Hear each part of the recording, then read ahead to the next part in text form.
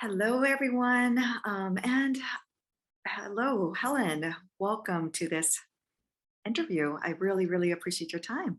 Thank you, Mitsuko. It's really a pleasure to be here. Thank you for inviting me. Yes, I am not as well prepared, but I did want to really briefly introduce Helen. Helen McConnell has been an EFT tapping practitioner and a very capable one at that for many, many years. And she is in the Portland region.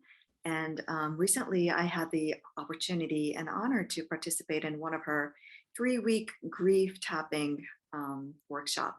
And it had been a very impactful one for me.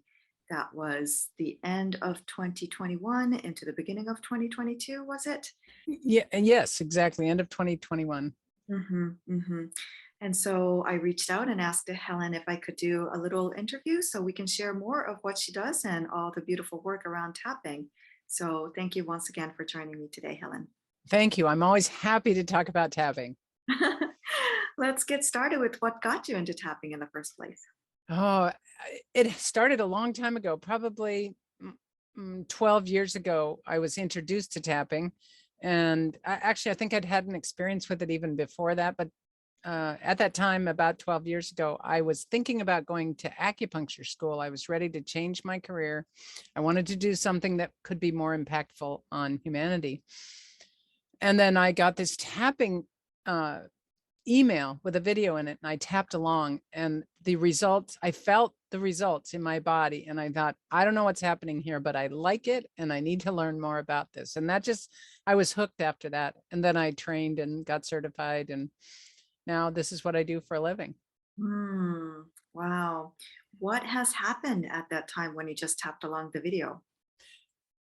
I try to remember exactly what happened, but I just know that there's an energetic shift that if you're aware of what's going on in your body, you can really notice it. And if you're not aware, you can still notice it.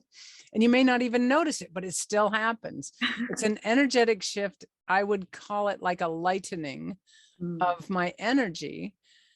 And I could breathe easier, and I was more relaxed and calmer. And I had never had that experience where I was doing it myself. That's the thing about tapping. We do it. I guide people, but they do it themselves. I have clients all over the world. I'm not going to them in person. Mhm. And I can lead large groups or small groups. But it is a profoundly energetic experience. Mm. And I do understand when you say that they do it to themselves, they can do it for themselves, Yeah, they're self-tapping. right? They can initiate that change by themselves. I'm a massage therapist based in Atlanta area, but it's very profound as well. People would do Absolutely. it much lighter and much more relaxed, but there is definitely us providing the service for them. And as they walk out, if they wanted to get the same results, then they might need to come back. Whereas tapping, it's a tool that can be self-administered, self-applied. So I hear the power in there, in that. Yeah, and people might wonder, well, if they can do it themselves, why do I make a living? How do I make a living at it? Well, Mm.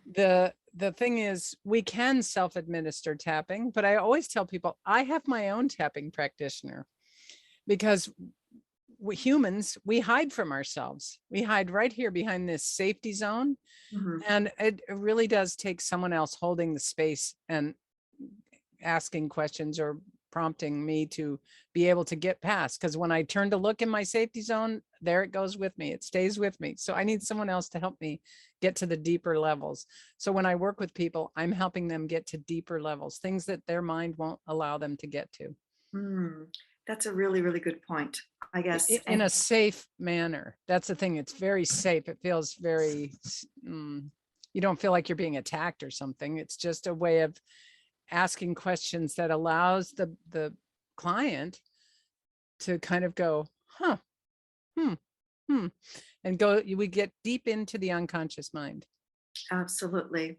And I can say firsthand that I experienced that myself. I love tapping. I've been tapping along, tapping for a while, and yet I so appreciated you holding the space, offering a place for us to gather, and asking the right questions. If I remember, there was a time when I got to be the demo, or I raised my hand because Yes, you did. I Yeah, wanted to work with you. yeah. And I can't remember exactly what it was. It was about grief. There's just been so much grief the past 2 years, and I am an avid tapper, so I try to tap as I notice it, but Mhm. it just feels like the amount has been accumulating, and it comes to a point where when there is that other person who can help me guide through that release, it was so impactful and powerful. And grief is such a great topic because grief isn't, I have found that grief isn't just what sadness. There's usually, almost always with grief, there's loss with it for sure. And then there are these other emotions that are all kind of entangled in the experience of loss. And so people can't figure out why am they don't want to admit they're angry or hurt that this person died. I'm angry at my husband for dying. They don't, people find that hard to admit, but if you can do it in a tapping session, you can free yourself of the anger. And in your case, if I may share just a little bit, we got to some generational grief, multi-generational grief, and we were able to begin to clear that in just such a soft and profound way. If I do have a recording of it, in fact, I posted it on my YouTube channel with your permission. Yeah. And it was very profound for not just for you, but for everyone who was participating. Mm-hmm.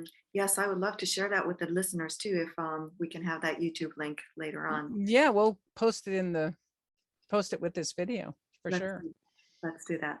And the interesting thing that I just realized yesterday was the Martin Luther King Day, and his birth house is not too far from here. And Oh, Georgia Tech, where I work, that's just really, really close by too. And we have it's a historical area here. And I just found out that his birthday, Martin Luther King Jr.'s birthday, and Anne Frank's birthday, and my grandparents were just all around the same generation. yes. Yeah. So what had felt like possibly could be generational stuff or historical stuff, it might not actually be all that from long time ago. And it still very much could be a livid experience in many of us. Absolutely. And that's okay. But do we want to be attached to that experience, or do we want to recognize it, resolve it, and we can still honor our ancestors' experience when we get free of that Mm, attachment to their pain? mm, I think that was part of what we worked on with you, is the feeling that if I get free of this pain and suffering that my grandparents went through, am I dishonoring them? And mm. no, I say no, absolutely not. We honor our ancestors when we become more truly ourselves. Yes, that type of reframe that comes from a third party perspective like you, Hmm. because I would have all this cultural upbringing and belief system that I comes with honor the ancestor, respect, and was just not able to break through, or there would be guilt surrounding trying to depart that. And I think through the tapping, as we were calming down our senses, you were able to drop a little nuggets and give me thinking points, and somehow release me from that bind or bond. Well, and the beautiful thing is that I think I asked you, do you want your daughters to suffer? Do you Mm, want your daughters to hold this suffering that your grandparents experienced? And you went, no. And I said, well, then why do you want to keep holding it? mm, Your grandparents don't, your grandparents, or any of us whose ancestors have passed, we can literally ask them, do you want me to hang on to the suffering? I honor what you went through. Do you want me to hang on to the suffering? And the answer is invariably no. You you're don't right. need to do that anymore. I do remember that question. Yes, that was powerful. Yeah. And it's very touching and moving. It's not just a cognitive awareness, but No, it's in here. It's in our body. Yeah. Yeah. it's true. So tell me a little more about the tapping circles that you offer too. I tried to do this, um, started with our on campus, but you Uh-huh. did it with worldwide population, very generous, very open and extended. Tell us Yeah.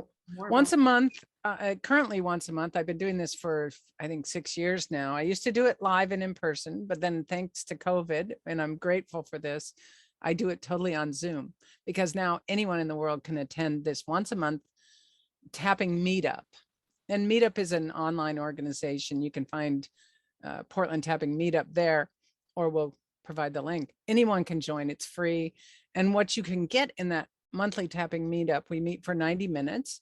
And I always do a brief explanation and demonstration of what tapping is. And then I ask for people to sort of volunteer, and they put in the chat something they want to tap about. And we do some actual tapping, because this is key if anyone's listening.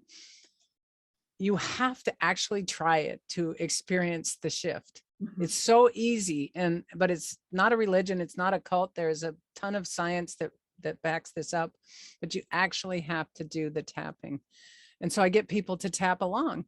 And usually we have, 50 people on the call or something, and everybody's muted. So the one person I'm working with, we say something and everyone in the group is tapping along. We can't hear them, but we can sense their energy. And it's a very powerful experience. Otherwise, I wouldn't have kept doing it all this time. Mhm, mhm. And what are the participants reporting? What results do they get? Oh, well, I have a few people who come regularly to this meetup, and I will check back in with them and have them tell the group, do you remember when we worked on this thing? And they'll be like, oh yeah, I think I remember, but it's so gone that I hardly remember it. Mhm. We worked on one in particular comes to mind, a woman who had shoulder pain, and we worked on her shoulder pain, but it really wasn't her shoulder. It was that she was shouldering responsibility for her grown children. Anyway, we tapped on that, and her shoulder pain went away while on this call, and she'd had it for years. And so I always check back with her, how's the shoulder? And she goes, at first she was like, what do you mean, how's the shoulder? She didn't remember that it had been painful. And now she's made a lot of different changes just through this free meetup, Mhm. begun to really shift her life. And I remember when she first showed up, she was kind of in the dark, literally on the screen, but now she shows up bright and lit, and she's there. And, these are the changes that people can go through really quickly. That's just one of, I could give you thousands of stories about what tapping has done for people. Fascinating. Otherwise, Yeah. you would be continuing to do it, as you said. Yeah, because I love doing it. I love the results. Yes, absolutely. Yeah.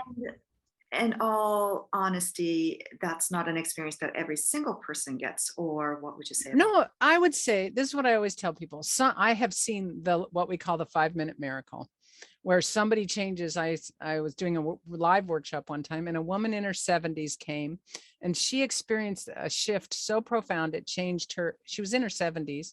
It changed everything for her in a good way. She let go of an old belief that she had that wasn't even true, but she'd carried it her whole life. That literally happened in 5 minutes. That is not the norm. But anywhere between 5 minutes and a year. I mean, I have clients that I work with every week. I've worked with them for a long time, and they get deeper and deeper results every week. Mhm.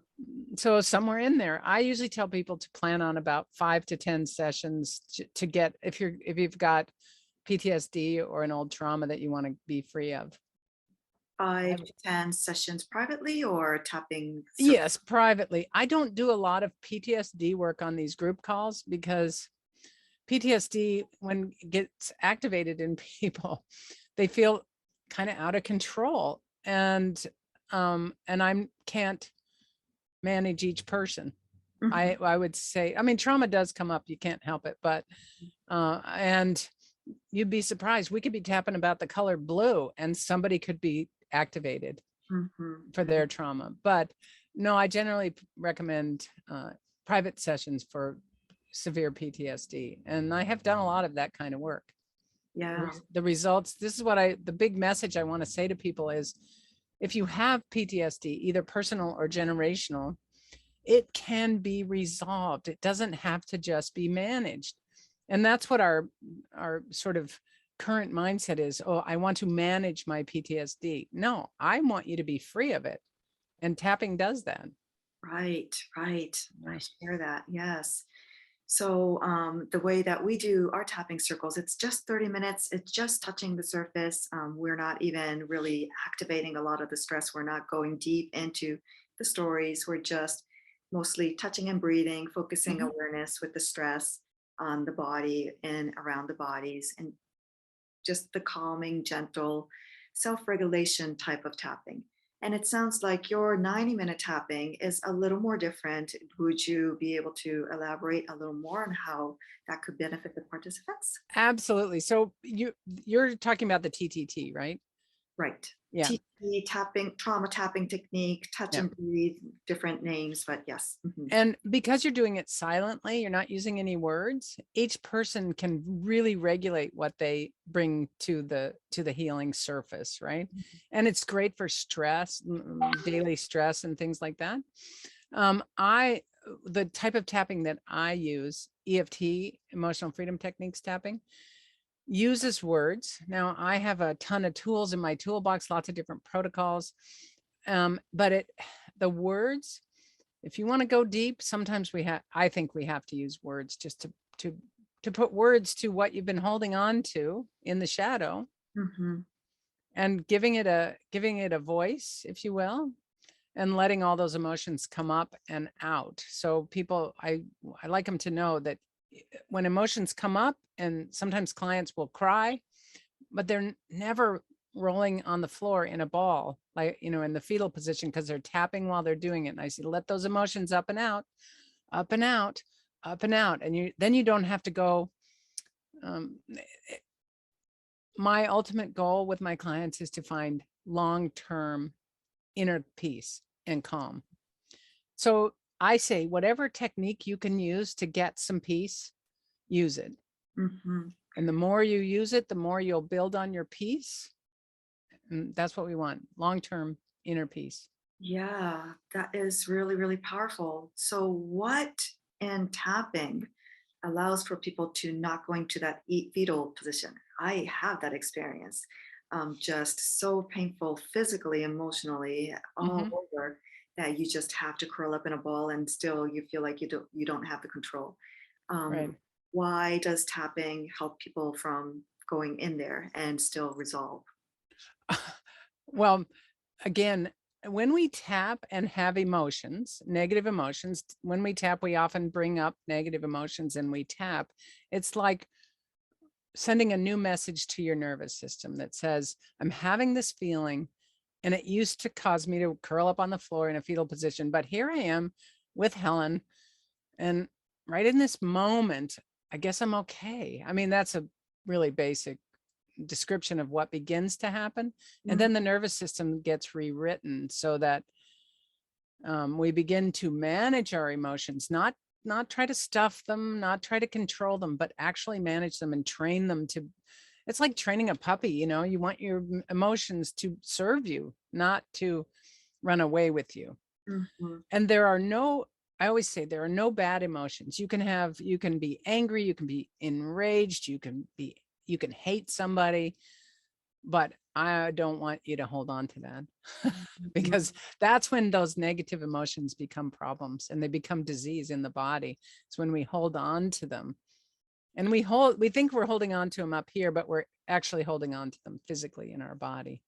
I can understand that the nervous system is trained to respond in one ways. There's a habitual response. And so as we're tapping, what I'm hearing you say is that, first of all, as a practitioner being there, reminding them that right here, right now, you might be experiencing or thinking a lot of things that's happening in your mind, but right here, right now, you're safe. And so being able to pull people out of that own construct that's happening Hmm. in the mind, that's one thing. And then it also sounds like we're actively working with the nervous system and rewiring the signals, the messaging at the same time.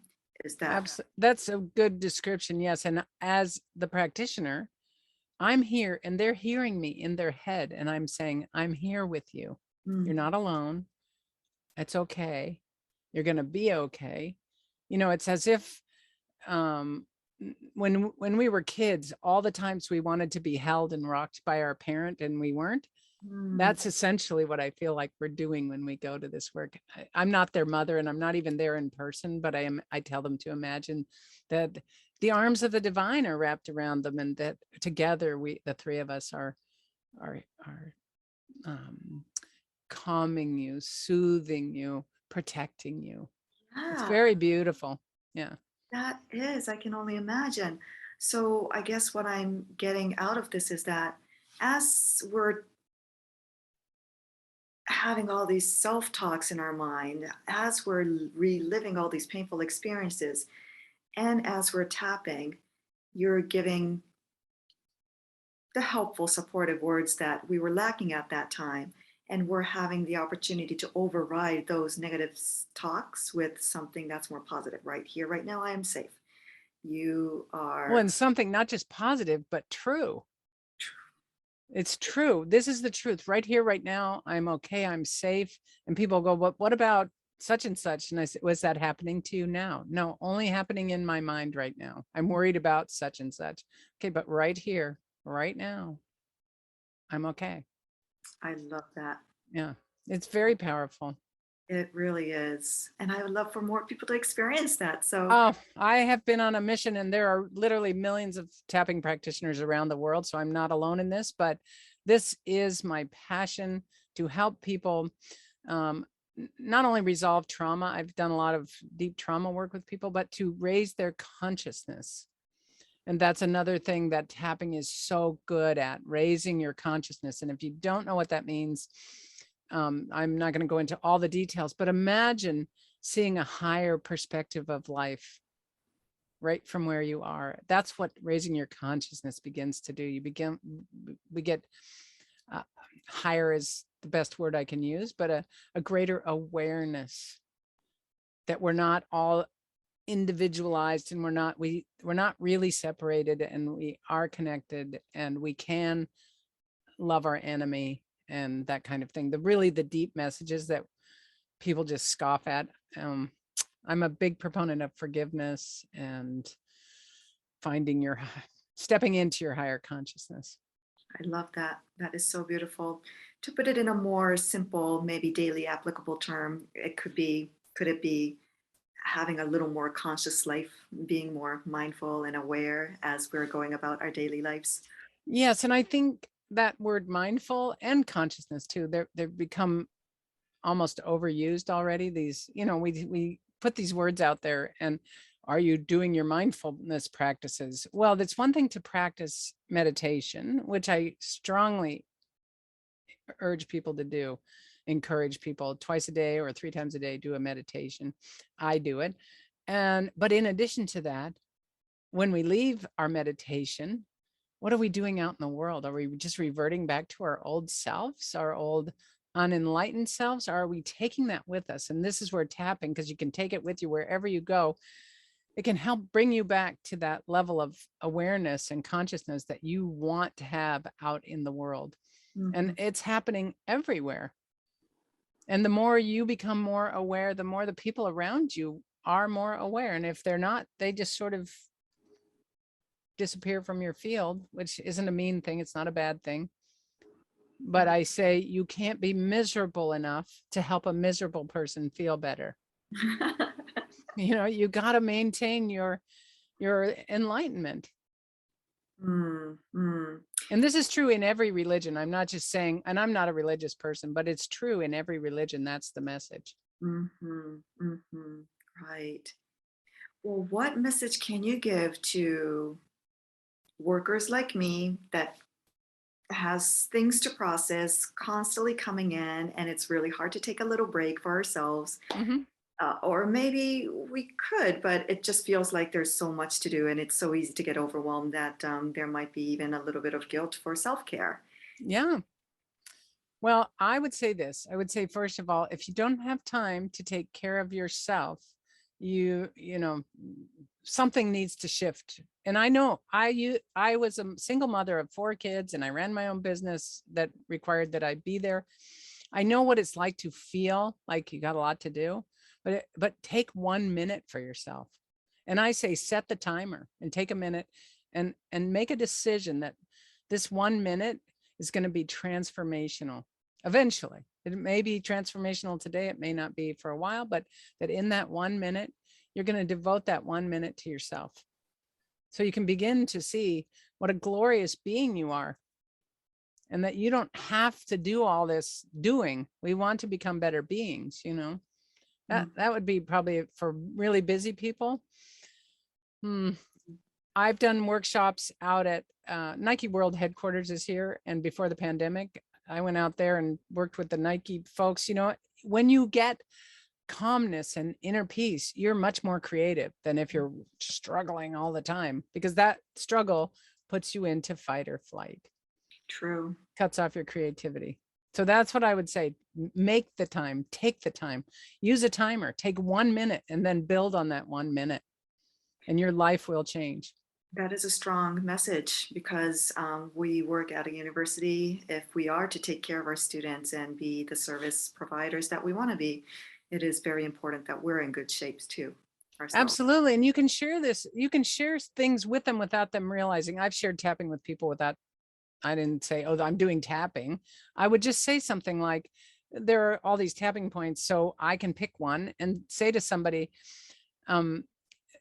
if you just gently touch your fingers right here on your collarbone, you will begin to feel a little calmer. And maybe it's suggestive, I don't know, but it usually works. I even was one time on a trip to Mexico, and we were on a group scuba diving or snorkeling trip, and this woman was getting seasick on the water, and I told her something similar to that. I just said, in traditional Chinese medicine, if you touch right here, it stops seasickness. Now, I don't know if that's true, but her seasickness went away. I believe that any place we can get grounded in our body will begin to calm those types of things. Her seasickness went away instantly. That is great. Great. Yeah. And I've tapped on people who are suffering from a recent trauma.